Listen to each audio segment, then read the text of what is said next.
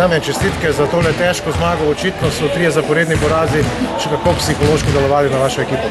Ja, vsekakor to je en razlog in vsi tisti, ki bodo videli rezultat, se bodo nekako začudili, zakaj samo 10 točk razlike, ampak danes nismo igrali proti tistim partijem, ki so igrali prvih 8 krogov, ki bi naj bili mladi, ampak videli smo, da je to ena zelo izkušena ekipa, ki v vsakem momentu ve, kaj dela in proti Krejču, Erženu, Paravini ni lahko igrati. In prav zato sem se bal take negotove končnice, ker oni 3 imajo več tekmih, posebno igrati skupaj.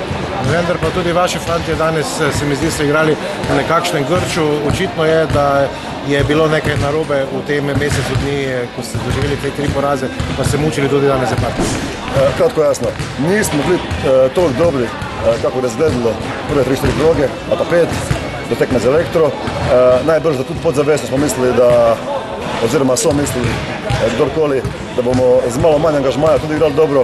Na to so prišli 3 porazi, recimo 2 borbene tekme, ena zelo slaba v Mariboru in normalno, potem se roke zavežejo in ni lahko igrati in ne znam se predstavljati, kaj bi bilo, če bi danes tekmo zgodili.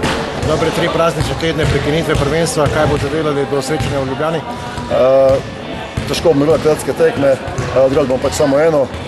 Vmes bomo trenirali, pripravili tiste predvsem obrambne različice, ki nam nekakor ne stečejo.